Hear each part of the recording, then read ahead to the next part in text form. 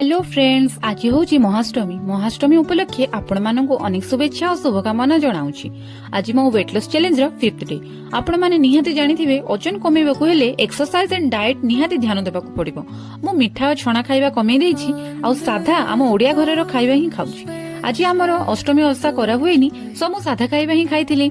सकाळे 4 kilometre walking सारी breakfast रे एपलटे खाइथिली। खरा बेलकू छतु बेसर भात खाइथिली। इवनिंग रे बिना चीनी पकई चा टिके पी देइथिली। तापरे मु एक्सरसाइज 30 मिनिट करथिली। 8टा बेलकू रुटी आ भजा डिनर करथिली। तापरे प्लान थिला 8:30 रे दुर्गा पूजा देखि जिबाकू, बट मो घरु फोन आसी गेला आ आमे भाई भौणी कथा हे लेट हे गेला। शेषरे 10:10 बेलकू मेढ़ देखि न जाई बाहरिले वॉकिंग जिबा पई।